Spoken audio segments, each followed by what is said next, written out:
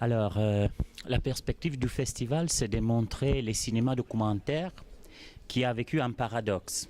Parce que d'un certain côté, il est à la base du néoréalisme, devenu connu surtout pour les films de fiction.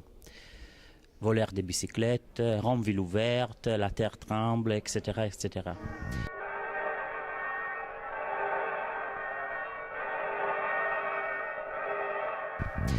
Et après, ça est devenu surtout une production industrielle, des films pas trop bien faits, obligatoires, parce que dans chaque séance, il y avait un film documentaire court-métrage avant les longs-métrages de fiction.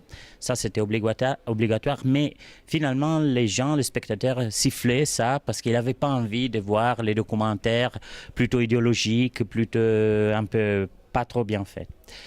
Et d'une certaine façon, les principaux théoriciens du néoréalisme, c'était Cesare Zavattini, il disait on doit accepter les documentaires pleinement dans le néoréalisme, c'est vraiment la base de ça.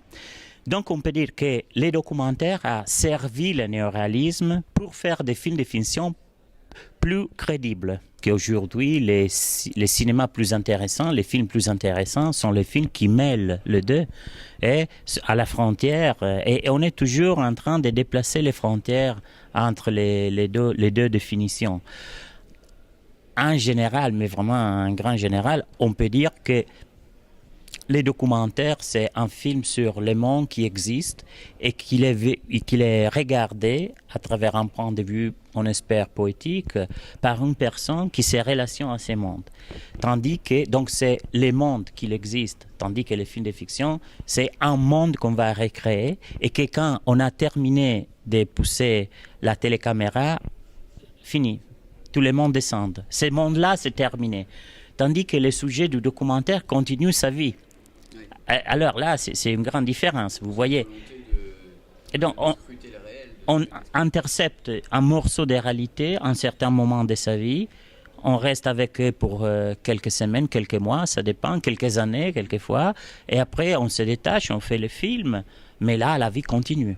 Tandis que dans 107, dans un film de fiction, la vie est terminée. Mais je pense aussi que le meilleur cinéma italien contemporain est documentaire. C'est-à-dire, c'est presque invisible, mais regardez, le dernier festival de Venise était gagné par un documentaire italien, Sacro Gra, de Gianfranco Rosi. Et ça est monté, monté, monté. Pour nous, est clair, pour nous, documentaristes, est clair. Depuis 10 années, les lieux d'expérimentation en Italie, les lieux d'une vision laboratoriale du cinéma, c'est le cinéma documentaire.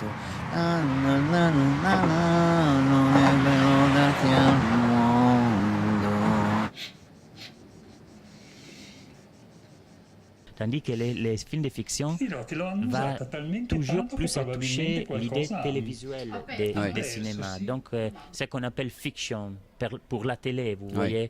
Et donc, des personnes qui parlent. Tu veux un café? Oui. Je veux un café. Voilà.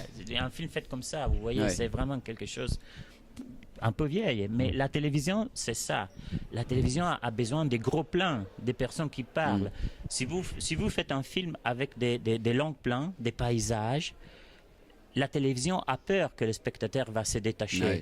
Et donc, la publicité paye moins si le spectateur il se détache. Donc, quand les productions sont productions liées aux télévisions, ils déterminent le style d'un film. Et le réalisateur, il est resté plusieurs mois avec les pêcheurs et il a fait des tournages plusieurs fois. Quand on voit les films en 10 minutes, on pense que c'est une fois, une pêche seulement. On voit un poisson et on pense que c'est tout ça. Mais finalement, c'est un montage parce que vous avez vu, quelquefois, les points de vue, c'est très haut à plonger sur les bateaux. Des autres, c'est des gros plans sur des détails. Les autres sont des visages. Donc, c'est impossible dans une pêche et tourner tout ça. Donc, il a suivi plusieurs pêches et finalement, dans le montage, il a pu moduler ces différents points de vue. Et ça nous donne une force un peu similaire à la force du montage soviétique, du montage russe pendant les avant-gardes des années 20, vous voyez. Donc c'est ce montage royaume, c'est le privilège du montage.